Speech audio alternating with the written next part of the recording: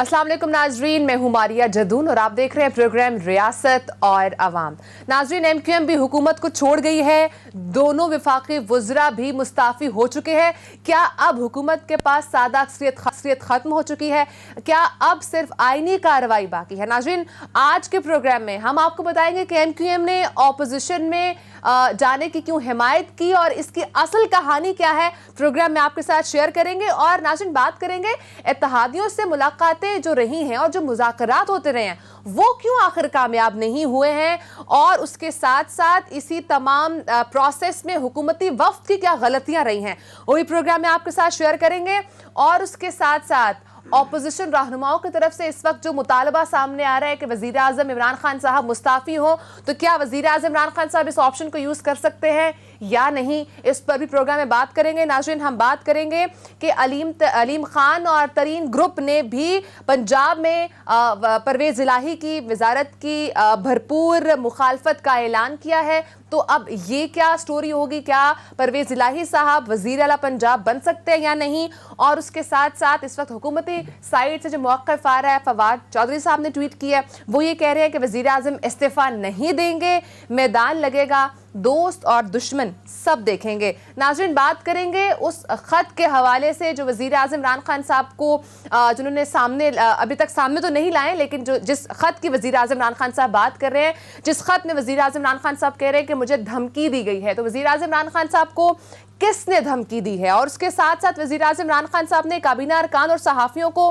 क्या बताया है, क्या बताना था, उस पर भी बात करेंगे। लेकिन इसके साथ साथ नाज़रीन, बात करेंगे हुकूमत ने अदम एतमाद तहरीक को पाकिस्तान की खारजा पॉलिसी पर हमला करार दिया है और हुकूमत का मौक़िफ़ सामने आया है कि अदम एतमाद नाकाम होने की सूरत में पाकिस्तान को खौफनाक नताइज की धमकियां दी गई हैं।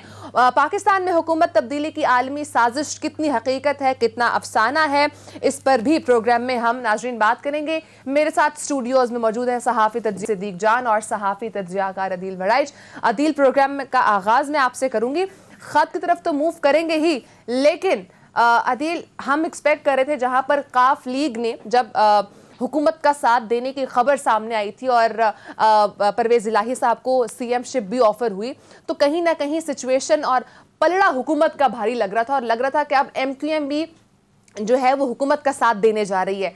लेकिन MQM का अब जो ऐलान सामने आया है उसके मुताबिक उन्होंने ऑपोजिशन की हिमायत का ऐलान किया। तो आप क्या समझते हैं, इसके पीछे क्या पर्टिकुलर रीज़न हो सकती है कि MQM ने हुकूमत का नहीं बल्कि ऑपोजिशन का साथ दिया?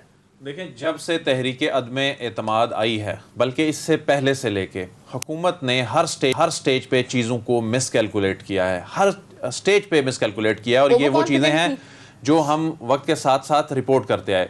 पहली बात तो यह है कि हुकूमत ये तवक्को करके बैठी थी, इस यकीन में बैठी थी कि तहरीक अदम एतमाद किसी सूरत आ ही नहीं सकती। बिलावल भुट्टो जब अपना लॉन्ग मार्च लेकर आ रहे थे, वो कह रहे थे रिजाइन कर दें, असम्बलियां तोड़ दें, तो ये उसको मजाक में लेते रहे। और अब सूरत हाल ये हो गया कि अब ये असम्बलियां नहीं तोड़ सकते, तहरीक अदम एतमाद आ गई। फिर उसके बाद ये हुआ जी कि वो दिन कभी भी नहीं आएगा कि जी तहरीक अदम एतमाद टेबल हो पाएगी। वो टेबल हो गई, अब कल से उस पर बहस होने जा रही है, उसकी डेडलाइन है 4 तारीख आखिरी, उससे पहले इस पे वोटिंग होनी है। हुकूमत के लोगों से जब हम ये कहते थे कि आपके लोग जो हैं वो दूसरी साइड पे जा रहे हैं, आप इस पे क्या कहेंगे, तो वो ये बात मानने के लिए तैयार ही नहीं नजर आते थे। वो कहते हैं ये सब मुमकिन ही नहीं है, इमरान खान को छोड़ के जाना मुमकिन ही नहीं है, ये बहुत मुश्किल है, 1-2 लोगों के इश्यूज हैं, उनको हमने बुलाना नहीं है, बाकी छोड़ के नहीं जा सकते। सिंध हाउस का जो मामला था वो मीडिया में सबसे पहले आया और उसके बाद हुकूमत को पता चला ये आलम है हुकूमत का। इन मामलात पे रेड जोन में ये सब चीजें चल रही थी, हुकूमत की नाक तले ये सारी चीजें चल रही थी। लेकिन अगर बेखबर था कोई इस पे, तो वो हुकूमत ही बेखबर थी। आपके प्रोग्राम में सबसे पहले ये खबर ब्रेक हुई थी कि सिंध हाउस में क्या कुछ हो रहा है। उसके अगले दिन वजीर आजम साहब जो हैं वो सवात में ये बात करते हैं, फिर शेख रशीद साहब कहते हैं तो मीडिया ना बताता, सामने भी आते हैं लेकिन लाइट लिया जाता है, जी लाइट लिया जाता है, मीडिया ना आता। शेख रशीद साहब ने कहा हमें तो पता ही ना चलता। फिर उसके बाद मामला आ गया इत्तेहादियों वाला। ये तो इनकी किस्मत अच्छी थी कि जो सिंध हाउस वाला ड्रामा जो है वो मीडिया पर लाकर खुद अपोजिशन फंस गई और इस पे मॉरल ग्राउंड पे हुकूमत को बहुत ज्यादा उसको बूस्ट मिला। और फिर आ गया मामला इत्तेहादियों वाला, इसको कैजुअल लिया गया। जिस तरह चौधरी बरादरान के साथ डीलिंग चल रही थी, चौधरी बरादरान को ज़ाहिर है एक स्टेज ये आ गई कि वो दूसरी जानिब चले गए हैं। बिल आखिर पंजाब में तहरीक अदम एतमाद आ गई, इन्हें नजर आने लग पड़ा कि अब बुज़दार साहब ने वैसे ही नहीं बचना। उसके बाद इन्होंने चौधरी बरादरान को ऑफर कर दी। अब मामला रह गया MQM का। MQM के हवाले से जब हम पूछते थे, जो हुकूमती लोगों से, हुकूमती ज़राए से ये बात होती थी कि जी ये MQM के मुतालबात जो हैं क्या आप पूरे कर रहे हैं, तो जो हुकूमती जिम्मेदारान है वो कहते थे कि MQM के तो मुतालबात हैं ही कोई नहीं है, वो तो हमसे कोई बात ही नहीं करते। खुद प्राइम मिनिस्टर जब गए उनके पास, कराची गए उनके पास, तो वहां जाकर भी प्राइम मिनिस्टर ने ना कोई ज़ाहिर पेशकश की और ना उन्होंने कोई बात की। ज़ाहिर है दोनों ने ग्रेस का मुजाहरा करना था, उन्होंने कोई भीख तो नहीं मांगनी थी। और एक फरीक को आप, एक इत्तेहादी को आप वजारत आला दे रहे हैं और जो दूसरा है उसको दूसरी जानिब से जब ऑफर हो रही है और आप उसको इतना कैजुअल ले रहे हैं। जब बात आप ये करते हैं कि जी ये अखलाकियात की बात करते हैं, ब्लैकमेल ना होने की बात करते हैं, फिर तो आपको चौधरीयों को भी ऑफर नहीं करनी चाहिए थी। लेकिन आपने जब उनको कर दी, फिर ये मामला तो खुद खत्म हो गया, आपने खुद खत्म कर दिया। अब मामला क्या है? वजीर आजम को इस सारे मामले में अंधेरे में रखा गया। किसने रखा? जो कमेटी इन्होंने तश्कील दी थी, उस कमेटी में जो लोग शामिल किए गए उनका कॉन्फ्लिक्ट ऑफ इंटरेस्ट था। वो वजीर आजम को जाकर दुरुस्त बात बताते ही नहीं थे। यही वजह थी कि हुकूमत कह रही थी कि जी ये तो MQM के मुतालबात ही नहीं है। आपस में कॉन्फ्लिक्ट ऑफ इंटरेस्ट वजीर आजम इमरान खान से हुकूमत के लिए भी खराब था कि उन्होंने वजीर आजम इमरान खान साहब की हुकूमत को जाने दिया। मैं बताता हूं जी इसमें क्या मामला था। गवर्नरशिप उनको दूसरी साइड से ऑफर हो रही थी, तो जाहिर है आपने इनको गवर्नरशिप देनी थी, आपने इनको सिंध का गवर्नर का ओहदा देना था। वो इमरान इस्माइल साहब बैठे हैं। अब इमरान इस्माइल साहब जो हैं वो खुद क्या प्राइम मिनिस्टर साहब को जाकर बताएंगे कि ये गवर्नरी मांग रहे हैं, आप इनको ये दे दें। दूसरी जानिब वो शिपिंग, पोर्ट्स एंड शिपिंग की वजारत मांग रहे थे, तो पोर्ट्स एंड शिपिंग की जो वजारत रखने वाले वजीर हैं वो भी इस कमेटी में शामिल हों और वो जाके प्राइम मिनिस्टर को खुद कहेंगे कि जी वो मेरे वाली वजारत मांग रहे हैं। तो खुद ये तो प्राइम मिनिस्टर साहब को सोचना चाहिए था कि वो किन लोगों को उन्होंने कमेटी में शामिल किया हुआ है। और जाहिर है तमाम इदारे, तमाम इंटेलिजेंस एजेंसीज, तमाम सेटअप जो है उनके अंडर है। उनको चीजों की क्या रिपोर्ट नहीं थी, उन्हें नहीं मालूम होना चाहिए था कि इस वक्त MQM की डिमांड्स क्या हैं, MQM चाह क्या रही है, MQM की जो मुलाकातें हो रही हैं और रेड जोन में ही हो रही हैं। लेकिन प्राइम मिनिस्टर बेखबर थे। यही वजह है कि MQM के जराए ने आज मुझे यह बताया कि पिछले एक हफ्ते से फिर हमने खुद ये कहना शुरू कर दिया, प्राइम मिनिस्टर साहब को, हुकूमत को ये कहना शुरू कर दिया कि जी पोर्ट्स एंड शिपिंग, ओवरसीज की वजारत और जो गवर्नरशिप का जो मामला है, इसमें आप हमारे साथ अगर ताउन करेंगे ठीक है, अदरवाइज हम वहां चले जाएंगे। लेकिन इसको भी इतना कैजुअल लिया गया, उनको कोई पॉजिटिव रिस्पांस नहीं दिया गया। कल जब उनके मामला तय पा गए, उसके बाद इन्होंने अपनी कमेटी की दौड़ें लगवाई कि इनको एंगेज करें। तो मैं समझता हूं कि ये जो MQM का जाना है या इवन जो बलोचिस्तान अवामी पार्टी का भी जाना है, ये हुकूमत की जिम्मेदारी थी इनको एंगेज करना। अगर उन्होंने हुकूमत बचानी थी, इस मामले को पहले वजीर आजम साहब को खुद उनके अपने लोगों ने अंधेरे में रखा और उसके बाद न जाने क्यों हुकूमत ने इस मामले को इतना गैर संजीदा लिया कि नहीं जी इत्तेहादी नहीं जाएंगे, वह चले गए। और इखलाकी तौर पर, असूली तौर पर अगर देखा जाए तो जो नंबर गेम मारिया नजर आ रही है वो तो वाजे हो गया ना। उनके पास 176 का नंबर आ गया, 176 के नंबर पे वो खड़े हैं। अब तो सिर्फ एक आईनी मामला रह गया, एक आईनी तरीकाकार जो आइन में है तहरीक अदम एतमाद के हवाले से, अब तो सिर्फ वो रह गया है। अब वो 2-3 दिन बाद उसमें भी फैसला हो जाना है। लेकिन अभी भी प्राइम मिनिस्टर साहब जो हैं वो होपफुल नजर आते हैं। आज उन्होंने सहाफियों से गुफ्तगू करते हुए ये कहा कि 80% चांसेस हैं कि हुकूमत बच जाए। लेकिन ये वही लोग हैं सारे जो कहा करते थे जी कि 100% चांसेस हैं हुकूमत बच जाए। लेकिन इस तरीके से आप अपने मामलात चलाएंगे, इस तरीके से आप अपने इत्तेहादियों के साथ मामलात को लेकर चलेंगे और साथ आप होपफुल भी रहें कि 100% और 80% हुकूमत बच जाने के चांसेस हैं, तो खुद हुकूमत ने अपने हाथों से ये गेम खराब किया और किसी ने नहीं, बल्कि खुद इसकी जिम्मेदार हुकूमत है। और यानी कि वो तमाम गलतियां हैं जो हुकूमती वफ़ की तरफ से की गई हैं मुज़ाकरात के दौरान जो इत्तेहादियों से जारी थे। तो सदीक यही पॉइंट मैं आपकी तरफ भी लेकर आऊंगी। आप क्या समझते हैं जो अदील ने 2-3 मिस्टेक्स जो हुकूमत की तरफ से हुई हैं, जिसमें जो हुकूमती वफ़ था वो वही उनके आपस में कॉन्फ्लिक्ट ऑफ इंटरेस्ट, जिसकी वजह से शायद डायलॉग कामयाब नहीं हो सका, और इसके साथ साथ कुछ और भी गलतियां हैं, तो आप क्या समझते हैं, क्या ये जो हुकूमती वफ़द बनाया गया, ये हुकूमत की अपनी तरफ से दिलचस्पी जाहिर नहीं की गई, या वो मामलात को इसी तरह ही मतलब अनकैजुअल वे से लेकर चल रहे थे? देखें, अदील वड़ाई साहब ने जो सारा केस बयान किया वो बिल्कुल इनकी बात गलत नहीं है। इनकी बात ठीक है कि हुकूमत ने जो है वो जो कुछ MQM मांग रही थी वो नहीं दिया। लेकिन कितनी दिलचस्प बात है, काश कि MQM जो है वो मुतालबा ये करती कि आप जो है वो आवाम के लिए ये चीज़ें सस्ती कर दें।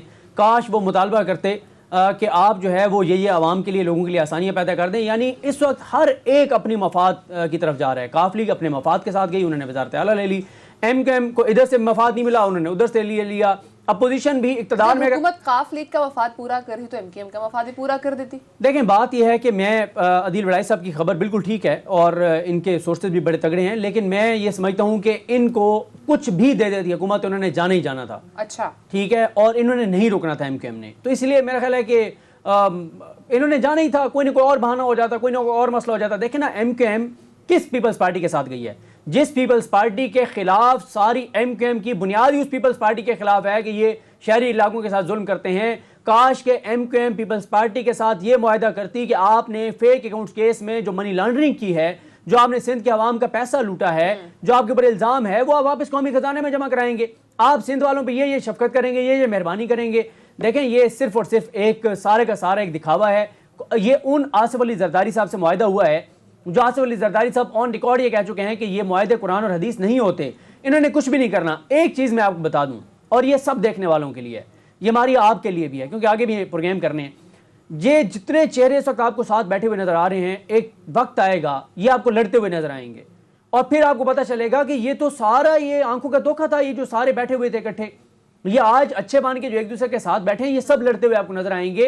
क्योंकि इस वक्त तो सूरत हाल फिर ये है कि अगर यही सूरत हाल रही तो फिर अगला जो हमें मंजरनामा नजर आ रहा है वो ये आ रहा है कि पूरे पाकिस्तान में PTI के खिलाफ ये सब जमातें मुतहद होकर इलेक्शन लड़ेंगी, तब जाके इमरान खान को गिराया जा सकेगा, हराया जा सकेगा। वरना देखे ना, इमरान खान क्या कह रहा है। इमरान खान का मसला इस वक्त खारजा पॉलिसी है। इमरान खान बात ही खारजा पॉलिसी के ऊपर कर रहे हैं। इमरान खान लोगों को ये तो कह ही नहीं रहे कि मैं आटा सस्ता कर दूंगा, चीनी सस्ती कर दूंगा, मैं मुझे बचाएं तो मैं पेट्रोल मजीद सस्ता कर दूंगा, ये तो वो कह ही नहीं रहे। वो एक ही बात कह रहे हैं, वो कह रहे हैं अगर बचूंगा आज़ाद खारजा पॉलिसी रखूंगा, अमेरिका की गुलामी नहीं होगी, अड्डे नहीं दूंगा, ड्रोन हमले नहीं करने दूंगा, सर नहीं झुकाऊंगा, आज़ाद खारजा पॉलिसी होगी, चाइना से तल्लुकात रखूंगा, रशिया से तल्लुकात रखूंगा। लेकिन आपको नहीं लगता कि इमरान खान साहब कह रहे थे हम किसी ब्लॉक का हिस्सा नहीं बनेंगे, और फिर इतना एंटी अमेरिका रहकर वजीर आज़म इमरान खान साहब वाकई में किसी ब्लॉक का हिस्सा बनने जा रहे थे? नहीं, इमरान खान साहब ने बार बार इस बात की वजाहत की है।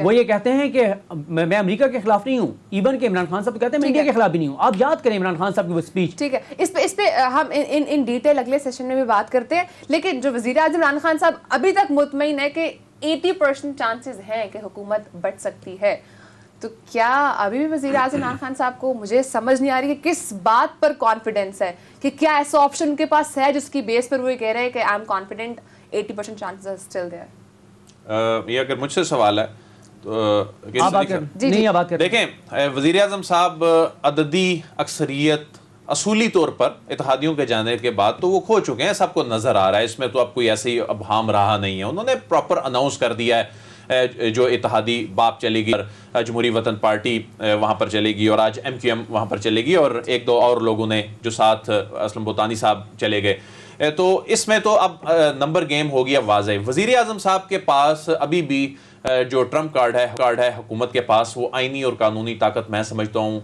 है। लेकिन मैं ये भी यहाँ कहना चाहता हूँ कि इन्होंने एक आईनी और कानूनी ब्लंडर भी किया। इनको सुप्रीम कोर्ट ऑफ पाकिस्तान नहीं जाना चाहिए था अगर इन्होंने वो आईनी और कानूनी पावर इस्तेमाल करनी है। वो है स्पीकर की रूलिंग। इस पर सुप्रीम कोर्ट ऑफ पाकिस्तान, जनाब चीफ जस्टिस ऑफ पाकिस्तान, दीगर जज साहिबान भी ये इंदिया दे चुके हैं कि जो स्पीकर की पावर्स के मामलात हैं और जो पार्लियामान की अंदरूनी कार्रवाई के मामलात हैं, उस हद तक वैसे शायद अदालत ना जाए। लेकिन एक ही इस वक्त आपके पास पावर रह गई है, और वो ये है कि मुनहरिफ अरकान को वोट डालने दिया जाना है, जो आपने अदालत को ये यकीन दहानी कराई है। लेकिन उसके बाद वो वोट काउंट होगा या नहीं होगा, वो स्पीकर की रूलिंग मैटर करती है। इस वक्त जो नंबर है इनके पास 176 तक का, यानी ये 4 वोटों की बढ़तरी अगर आईनी तरीके से देखा जाए तो इनके पास है। लेकिन अगर ये हुकूमत उनके 5 लोग मैनेज करने में कामयाब हो जाती है कि वो उस दिन वहां पर ना आए, तो ये सारा खेल बिगड़ सकता है। ये सारी इमारत धड़ाम से गिर सकती है जो इस वक्त अपोजिशन ने बना रखी है, क्योंकि सिर्फ अगर 5 लोग अगर हुकूमत समझती है, क्योंकि हुकूमती जरा ये दावा कर रहे हैं कि उनके लोग भी हमारे साथ राब्ते में हैं, क्योंकि इसमें वोटिंग सिर्फ वन साइडेड होनी है, इसमें अपोजिशन ने जाके अपने 172 नंबर पूरे करने हैं।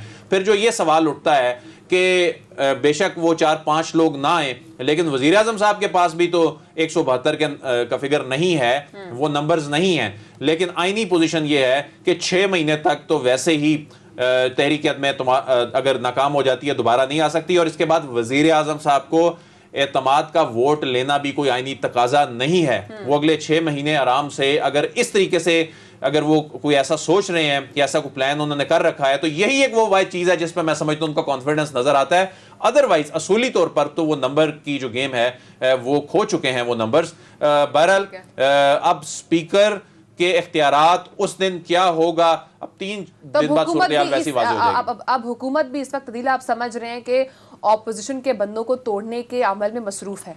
देखें इसके अलावा तो फिर अगर वो ऐसा नहीं कर रहे, अगर वो कहते हैं कि हमने ऐसा नहीं करना, हम अपने असूली मौक़िफ़ पर डट गए हैं, क्योंकि उनके पास एक जवाब तो है ना कि हमारे लोग तोड़ते हैं तो आप कहते हैं कि ये उनका आईनी हक है।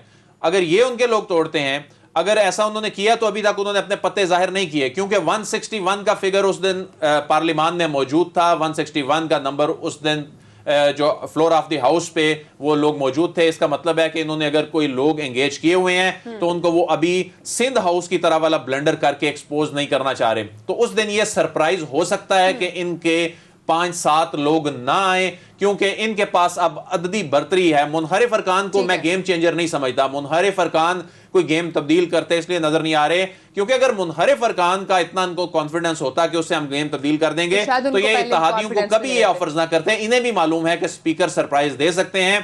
तो मुनहरिफ अरकान को मैं गेम चेंजर नहीं समझ रहा, लेकिन इनके मुनहरिफ अरकान अगर उस दिन एब्सटेन करते हैं तो उस पे क्या रूलिंग आएगी? उस पे कोई रूलिंग नहीं आएगी। 63 ये लगेगा, वो बाद में लगेगा, लेकिन अगर कोई आता ही नहीं है तो वो हुकूमत के हक में जा सकता है। मामला उसी तरफ जाएगा जब वोटिंग हो रही होगी। तो सिद्दीक, आपको क्या लगता है कि इस जो पूरा प्रोसेस में परवेज इलाही साहब को भी रोल दिया गया था कि आप इत्तेहादियों को मनाएं, उनसे बात करने का टास्क दिया गया था, मुनखरिफ अरकान से बात करने का टास्क दिया गया था, उसके बाद ही परवेज इलाही साहब को CM-शिप भी ऑफर की गई, तो आपको क्या लगता है कि वो इस तमाम मामले में कोई रोल प्ले कर सकते हैं और वो कोई इफेक्टिव रोल हो सकता है? देखिए, अगर तो नेक नियति के साथ चौधरी परवेज इलाही किरदार अदा कर रहे हैं तो बिल्कुल हो सकता है। उसकी रीज़न ये है कि कल भी हमने इसके ऊपर बहुत तफसील से बात की थी कि परवेज इलाही साहब के राब्ते हैं, तमाम जमातों के साथ राब्ते हैं, उनके लिए कोई मसला नहीं है 8-10 बंदे तोड़ना। और ये भी दुरुस्त कहा आदिल वड़ाई साहब ने कि फिर आखिरी कार्ड यही हो सकता है, क्योंकि इसके अलावा क्या है, आप और क्या कर सकते हैं, आपके पास और क्या ऑप्शन है? इसके अलावा कोई और ऑप्शन नज़र नहीं आता। और फिर एक और जो बात की जा रही है, जो एक तासुर दिया जा रहा है कि इमरान खान साहब जो आज उन्होंने कौम से खिताब करना था वो मौखर हो गया है और उस पर कहा गया कि शायद वो आज इस्तीफे का ऐलान कर सकते हैं। तो उस पर फवाद चौधरी साहब ने को ये कह दिया है कि वो बिल्कुल ऐसा नहीं करेंगे, और लगता भी यही है, समझ भी यही आता है कि इमरान खान साहब मुस्ताफ़ी नहीं होंगे, वो आखिरी गेंद तक लड़ेंगे। देखें, वो अगर सरेंडर कर देते हैं फिर तो वो शिकस्त तस्लीम कर लेंगे और बड़ा कमज़ोर फैसला होगा इमरान खान साहब का अगर वो इस्तीफ़ा देते हैं। तो अगर वो उनके खिलाफ अदम एतमाद कामयाब होती है तो वो एक तरह के एक मजलूम भी बन के सामने आएंगे, कहेंगे ये आपके सामने ये बैरूनी साजिश थी, पैसे चल रहे थे, ज़मीन खरीदे गए, हमारे लोगों को वो किया गया, इत्तेहादियों को देखें उन्होंने कमज़ोर मुआहदे कर लिए, कुछ और उनको मिला नहीं। क्योंकि देखें ना, आप बाप पार्टी का भी आप देखें कि वो उस अपोजिशन के साथ जाके 74 साल बलूचिस्तान की महरूमियाँ ख़त्म करना चाह रहे हैं, जिन 74 में से 32 बरस तो यही जमातें महरूमियों की जिम्मेदार हैं। तो क्या देने? अब MQM का भी देखें, MQM कह रही है हमारे 100 लापता अफराद हैं। वो लापता अफराद सूबाई हुकूमत ने तो नहीं देने, वो तो वहाँ की हुकूमत ने भी नहीं देने थे। तो फिर आप कैसे इनके साथ मुआहदा करके चले गए कि हमारे लापता अफराद वापस आ जाएंगे? आपके दफ्तर ना सिंध हुकूमत ने बंद किए हुए, ना वफाकी हुकूमत ने बंद किए हुए हैं, तो कैसे आप इनके साथ चले गए कि आपके दफ्तर खुल जाएंगे? तो सवालात हैं। और इनके दफ्तर, इनके सारे मामला जितने इनसे मुआहदे करिए पीपल्स पार्टी, कोई मुआहदा पीपल्स पार्टी पूरा नहीं करेगी, क्योंकि पीपल्स पार्टी की तारीख ये बताती है। और हमारी आखिरी बात ये भी कर दूं इस सेगमेंट में, फिर आपने ब्रेक पे जाना है। कल कोशिश करेंगे कि जरा लेकर आएंगे कि चार्टर ऑफ डेमोक्रेसी जो इन्होंने किया था, मिसाक जमहूरियत जो किया था इन्होंने दोनों पार्टियों ने, उस वक्त भी कहा गया था कि अब पाकिस्तान की तारीख बदल जाएगी। उस मिसाक जमहूरियत के बाद क्या क्या इन्होंने एक दूसरे के खिलाफ किया था, अब भी ये वही कुछ करेंगे। आप लग रहा है कि अभी ये तहरीक अदम एतमाद कामयाब नहीं होगी, ये इस एस्पेक्ट से कह रहे हैं या कामयाब होने के बाद की सिचुएशन बता रहे हैं? मैं कामयाब होने के बाद की मुमकिन सूरत हाल पे बात कर रहा हूं। अगर अदम एतमाद कामयाब हो जाती है उसके बाद आपस में जो इनकी लड़ाई होगी मैं उस पर बात करूँ। यानी कि उस तरह से नहीं इत्तेफाकन रहकर एक हुकूमत चला सकेंगे। ब्रेक का टाइम है नाज़रीन, ब्रेक के बाद यहीं से कॉन्वर्सेशन कंटिन्यू करेंगे, साथ रहिएगा।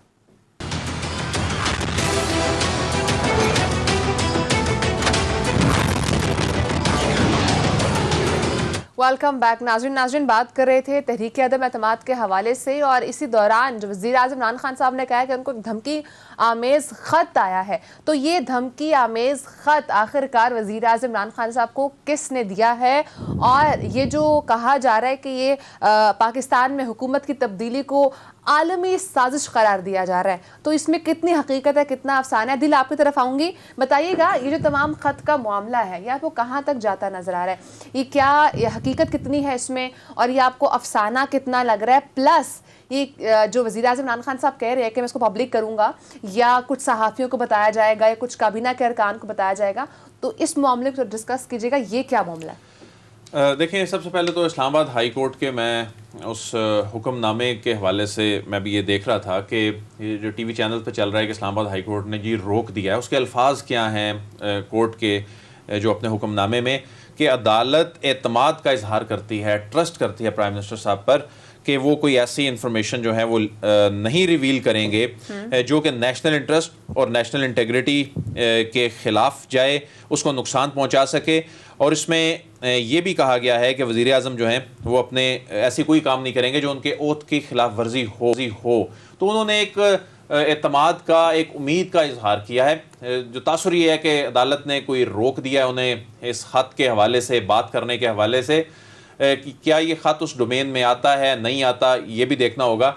बहरहाल एक बात तो माननी पड़ेगी, इमरान खान जिस दिन से उन्होंने ख़त 27 तारीख से ये लहराया, उसके बाद से इमरान खान का अब सारा फोकस यही है, हुकूमत में वो रहते हैं या नहीं रहते, उन्होंने ये ख़त पाकिस्तान तहरीक इंसाफ की जो सियासत में अब अहम किरदार अदा करेगा आने वाले वक्तों में। क्योंकि इमरान खान का नैरेटिव इस वक्त क्या है, और जो लोग बाय भी कर रहे हैं, इमरान खान का नैरेटिव ये है कि जी आलमी साजिश के ज़रिए उन्हें हटाने की कोशिश की जा रही है। अगरचे जो उनका तरीका है इमरान खान साहब का, मैं उससे इख्तलाफ रखता हूँ। उन्हें इस अंदाज में ये कौमी सलामती के मामले को सियासत में उस तरीके से नहीं लेकर आना चाहिए। उसमें बहुत से सवालात हमने कल भी डिस्कस किए कि 7 तारीख का आया हुआ खत है, 3 हफ्ते तक फिर क्यों छुपा रहा, फिर अचानक सामने आया। इसमें कोई शक नहीं है कि बहुत सी आलमी कुव्वतें इमरान खान साहब से खुश नहीं हैं। इमरान खान ने जो एब्सोल्युटली नॉट कहा, इमरान खान ने जिस तरह से वाज़े मौक़िफ़ लिया, फिर रशिया के साथ ताल्लुकात के हवाले से,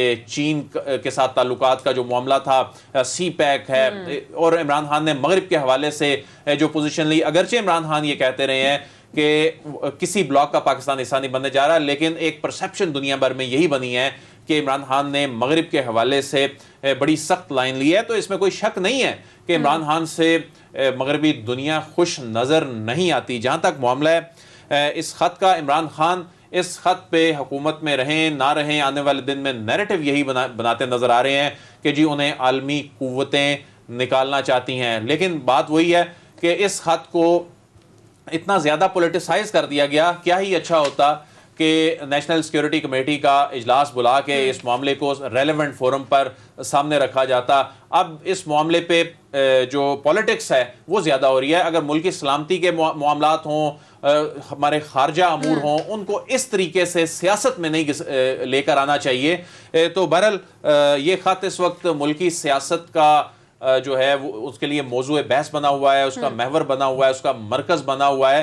उम्मीद यही की जाती है कि ये रेलेवेंट फोरम पर बातें हों। अगर कोई ऐसी चीज़ है, से सहाफ़ियों से मुलाकात भी की है और अस्करी हुकाम से भी खत शेयर किया है, तो वी आर होपिंग के उस पर कुछ ना कुछ तो अब अच्छा ये भी एक सवाल है ना, इस पे भी अभी तक क्लैरिटी सामने नहीं आ सकी। लेकिन जो चीज़ें समझ आती हैं कि क्या वाकई ये ख़त है, ऐसा ख़त है कि ये डायरेक्ट फॉरेन ऑफिस को कोई लिखा गया है, किसी हुकूमत की जानिब से या प्राइम मिनिस्टर को लिखा गया है, ऐसा बिल्कुल भी नहीं है। जो चीज़ समझ में आती है, जो दफ्तर खारजा के ज़राए भी जो इस पर बात करते हैं कि ये एक डिप्लोमेटिक केबल जो है वो है, जो कि हमारे जो सफ़ीर हैं एक मुल्क में, एक बड़े अहम मुल्क में, उनकी जानिब से शायद भिजवाई गई है। और उसमें उनकी जो कन्वर्सेशन उस मुल्क के हुकाम के साथ हुई है, उसकी बुनियाद पर उन्होंने वो केबल भिजवाई और उसको वो शायद ख़त कहा जा रहा है। ऐसा बज़ाहिर कोई खत मालूम नहीं होता कि जो किसी मुल्क ने बराह रास्त दफ्तर खारजा को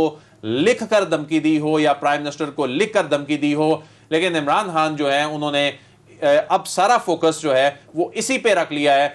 क्या ही अच्छा होता, ये ठीक है, साहब भी कह रहे हैं, लेकिन मैं यहाँ एक बात करना चाहूंगा कि इमरान खान साहब इसको आलमी साजिश करार दे रहे हैं। हो सकता है वो आलमी साजिश हो, और जाहिर है ये चीज़ें तो अब आगे जाके साबित होंगी, तहकीकात हों इस सारे मामले इसके कंटेंट्स के हवाले से। लेकिन मुझे ये आलमी साजिश नहीं लगती कि MQM के आप कंसर्न जो हैं वो एड्रेस ना करें और आप इस अंदाज में दो शख्सियात को उस कमेटी में डाल दें जो आपको अंधेरे में रखें, खुद आपके अपने लोग, और आप MQM के साथ इस तरह के मामलात करें। MQM वहां चली जाए और आप दूसरे इत्तेहादियों को जिस तरह कैजुअल अंदाज में लें और वो वहां चले जाएं। मुझे इसमें आलमी साजिश नजर नहीं आती। अलबत्ता ये जरूर हो सकता है कि कोई आलमी साजिश जो है वो जो आलमी जो एस्टैब्लिशमेंट है वो ये चाहते हो कि चले जाएं। लेकिन जो हुआ क्या है, हुकूमत को सबसे बड़ा दचका तो तभी लगा है ना कि जब इत्तेहादी चले गए। तो इत्तेहादियों को तो इमरान खान साहब ने खुद एंगेज करना था ना, ये किसी आलमी कुव्वत ने आकर तो इत्तेहादियों को नहीं कहना था ना। ये तो आप उनको, आपने चौधरी साहिबान को ऑफर की, वो रुक गए। आपने MQM को उस तरह की वो जो चाहते थे आपने उनकी डिमांड्स पूरी नहीं की, वो चले गए। तो आप हर चीज को बहरहाल इससे ना जोड़ें तो ये बेहतर है। सिद्दीक, मैं यही पॉइंट आपकी तरफ लेकर आऊंगी। अदील ये कह रहे हैं कि एज सच कोई उस तरह से लेटर नहीं होगा जिसमें डायरेक्टली कोई धमकी आमेज कोई बात हो, और ये जो इत्तेहादी गए हैं वजीर आज़म इमरान खान साहब के पास से, इसको एज सच आलमी साजिश नहीं करार देना चाहिए। तो आपकी अपनी गलती है, हुकूमती वफ्द की अपनी गलती है, क्योंकि उनको अकोमोडेट नहीं किया गया जिस तरह से काफली को अकोमोडेट किया गया। आप इस बात से मुत्तफिक हैं? देखिए, मेरा ख्याल है कि इमरान खान साहब इनको MQM को वज़ारत उज़्मा भी ऑफर कर देते फिर भी उन्होंने चले जाना था, क्योंकि उन्होंने जाना ही जाना था। इनके पास कोई और ऑप्शन था ही नहीं। लेकिन बहुत दफा पहले MQM रुकी भी तो है। नहीं, वो किसी वजह से रुकी थी और MQM ने जाना ही जाना था। जिस तरह से रात को सोए हुए जगा कर उनको बिठाया गया है, तो MQM ने जाना ही जाना था। MQM ने भी जाना था, बाप ने भी जाना था, उन्होंने नहीं रुकना था। अच्छा, अब आ जाएं इस बात पर कि आलमी साजिश के हवाले से। देखें, आलमी साजिश हमारे सामने है, किस तरह से अमेरिका ने मुल्कों में हुकूमतें बनवाई, हुकूमतें गिराई। ये किसी से ढका छुपा नहीं है, और हम ये बात कर चुके हैं कि 1946 से लेकर सन 2000 तक इन 54 वर्षों में 84 सक्सेसफुल अटैम्प्ट्स हुई अमेरिका की जानिब से, सक्सेसफुल, जिसमें उन्होंने हुकूमतें बनाई या गिराई। तो ये नहीं आप कह सकते कि अमेरिका कोई साजिश नहीं करता, और हमें नजर आ रहा है साजिश तो होगी, लेकिन जिस तरह से लेटर के थ्रू धमकियां। अच्छा, इस पर भी आप सुन लें। मौलाना फजल रहमान साहब की एक मुलाकात होती है 2007 में अमेरिका की जो यहाँ पर सफीर थी उनके साथ। वो अपने मुल्क में जो केबल भेजती हैं, जो बाद में विकीलीक्स के जरिए जारी कर दी गई, उसमें वो क्या लिखती हैं? वो कहती हैं कि इस तरह से मौलाना फजल रहमान ने मुझे कहा वो मिलना चाहते हैं, हम मिले, ये लोग वहाँ पर बैठे थे। वहाँ पर मुझे कहा गया कि जनाब हमें पता है अमेरिका ही पाकिस्तान में हुकूमतें बनाता और गिराता है, आपकी शफकत, दस्ते शफकत की हमें ज़रूरत है, और आप सारे अंडे एक ही टोकरी में ना डालें, आप सारे अंडे बेनज़ीर की वो जो पार्टी है पीपल्स पार्टी उसकी टोकरी में ना डालें, हम पे भी दस्ते शफकत रखें, हम पे भी नजर करम करें। तो उन्होंने कहा कि उन्होंने ये बातें मुझे कही कि हम बहुत बड़ी पार्टी हैं, हम ये कर सकते हैं, हम ये कर सकते हैं। आगे उन्होंने कंक्लूजन लिख के भेजा अपनी उस केबल में। उन्होंने क्या लिखा? उन्होंने अपने हुकूमत को, अपने इदारों को लिख कर भेजा कि मौलाना फजल रहमान किंग तो नहीं बन सकते, लेकिन वो किंग मेकर अपने आप को जरूर समझते हैं, और उनके वोट बराए फरोख्त हैं, उनके वोट खरीदे जा सकते हैं। तो ये तो एक रूटीन होती है कि जब भी पाकिस्तान का अगर सफ़ीर है किसी मुल्क में, और यहाँ किसी मुल्क का सफ़ीर है, जो उनकी मुलाकात होती है वो सब कुछ लिख के भेजते हैं अपने अपने मुल्क में। तो अगर कहीं पाकिस्तान के किसी सफ़ीर की वहाँ पर मुलाकात हुई है और वहाँ से उसको ये चीज़ें कन्वे की गई हैं, डिस्कस की गई हैं, उसने भेजी है वो केबल, तो वो इंपॉर्टेंट तो है। और फिर देखें ना, नज़र आ रहा है, देखें इस वक्त अमेरिका ओपनली कह रहा है कि G7 कंट्रीज़ हों, अमेरिका हो, उनके इत्तेहादी हों। और इमरान खान साहब देखें पहले समिट फॉर डेमोक्रेसी में नहीं गए, और जाना भी नहीं चाहिए था। जिस तरह से उन्होंने हमें बुलाया और जो वो करने जा रहे थे हमारे साथ, उसके बाद उन्होंने कहा जी बीजिंग ओलंपिक्स में कोई नहीं जाएगा, पाकिस्तान गया। फिर उन्होंने कहा रशिया से कोई बात नहीं करेगा, कोई तल्लुक नहीं रखेगा, पाकिस्तान गया। अब मसला ये है कि इमरान खान साहब ने ये कहा है कि जहां पाकिस्तान का मफाद होगा वहां जाएंगे, किसी के रोकने पर नहीं रुकेंगे। असल बात यह है कि अमेरिका जैसा मुल्क, और ये अदील बड़ाई साहब का जुमला था या इन्हीं का ही ख्याल था कि अमेरिका पाकिस्तान को फायदा दे सकता है या नहीं दे सकता, लेकिन नुकसान वो बहुत पहुंचा सकता है, इसमें कोई दूसरी राय नहीं है। और फिर पाकिस्तान जैसे मुल्क में, मैं आपको पहले ये बात कह चुका हूं, $1 अरब आप खर्च कर दें, जो इस वक्त 170-180 अरब बनते हैं, तो आप आधी पार्लियामेंट को खरीद लें। इतना यहाँ पर बिकाऊ माल हमारा बैठा हुआ है, बदकिस्मती से इतने लोग बिकने के लिए तैयार बैठे होते हैं। तो ये असल सवाल ये है कि आज अगर आप ये इस रवायत को आगे बढ़ने देंगे कि कोई भी मुल्क पाकिस्तान में चंद अरब खर्च करके हुकूमतें बनाता और गिराता रहा, तो फिर ये सिलसिला ठीक है। नाज़रीन, ब्रेक का टाइम है, यहीं से कंटिन्यू करेंगे, साथ रहिएगा।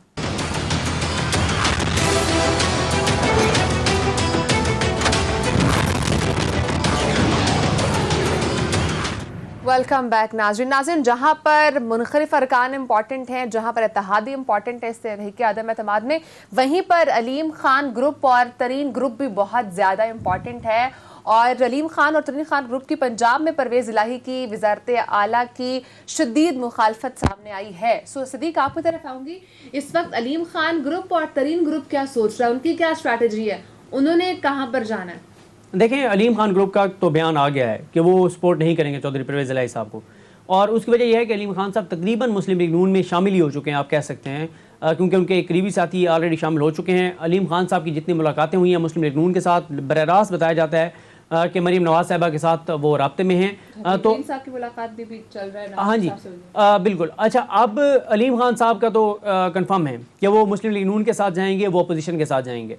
जहाँ तक बात है जहांगीर खान तरीन साहब की, जहांगीर खान तरीन साहब का जो मामला है वो ये है कि चौधरी परवेज़ इलाही ये दावा करते हैं कि उनकी बात हो चुकी है जहांगीर खान तरीन से, लेकिन जहांगीर तरीन ग्रुप जो है वो इसकी तरदीद कर रहा है और वो ये कह रहे हैं कि नहीं, ऐसी कोई बात नहीं है, उनकी कोई मुलाकात नहीं हुई, कोई बात नहीं हुई, और ऐसा नहीं है कि वो जो है वो चौधरी परवेज़ इलाही को सपोर्ट करने जा रहे हैं। तो है ये बहुत इंपॉर्टेंट, आने वाले दिनों में बहुत सारी चीज़ें वाज़ेह हो जाएंगी, लेकिन इस वक्त जो सूरत हाल है उसमें ये कहा जा सकता है कि शायद जो है वो जहांगीर तरीन भी जो है वो जाएंगे, अपोजिशन के साथ जाएंगे, क्योंकि अब जैसे जैसे चीज़ें वाज़ेह होती जा रही हैं उससे काफ़ी सारी क्लैरिटी आती चली जा रही है। यानी जिस नैच पे जाके ये सारा कुछ हो रहा है, तो अब ये कहा जा सकता है कि जहांगीर तरीन जो हैं वो भी अपोजिशन का साथ देंगे और वो चौधरी परवेज़ इलाही को सपोर्ट नहीं करेंगे। तो इस वक्त तो जो सूरत हाल है वो ये है कि जो ग्राउंड रियलिटी अगर आप देखें तो जो चौधरी परवेज़ इलाही हैं उनके लिए भी बड़ा मसला है वहाँ पर वज़ारत आला के नंबर पूरे करना, क्योंकि पहले ये तासुर मिल रहा था कि सिर्फ अलीम खान और जहांगीर तरीन ग्रुप एंटी वो सिर्फ माइनस उस्मान बुज़दार चाहते हैं। अब ऐसा नहीं है, वो कहते हैं नहीं, माइनस उस्मान बुज़दार तो हो रहा है, आगे प्लस जो होगा वो भी हमारी मर्जी से होगा और वो चौधरी परवेज़ इलाही जो हैं वो नहीं होंगे। अच्छा, तो अदील, इस वक्त क्या सोच रहा है अलीम खान ग्रुप या तरीन ग्रुप, उनकी क्या स्ट्रैटेजी है, what they are up to? देखें, पहले सिर्फ इमरान खान साहब के लिए परेशानी थी हुकूमत बचानी, अब चौधरी परवेज़ इलाही साहब ने भी बड़ा एक सियासी जुआ खेला है और इस पर परवेज़ इलाही साहब को भी अब बागडोर करनी पड़ेगी। धचका हुआ है जी, परवेज़ इलाही साहब के लिए ज़ाहिर है मुश्किल तो है, क्योंकि एक सियासी एक ये हवा है ना, इसका रुख ये चीज़ें बदल देता है। तो इस वक्त वफाक जो है, वफाक में क्या किस्मत का फैसला होगा हुकूमत की, जो अभी तक सूरत हाल नंबर गेम में हुकूमत जो है वो 172 से नीचे आ गई है, ये सारी चीज़ें, इनका इम्पैक्ट जो है वो पंजाब में डेफिनेटली जाएगा। जहाँ तक बात है कि ये मामला हुकूमत के पंजाब में और वफाक में अगर ख़ात्मा हो जाता है तो ये आगे कैसे चलेगा, ये एक अलग से डिबेट है, हम इस पर कल बात करने की कोशिश करेंगे।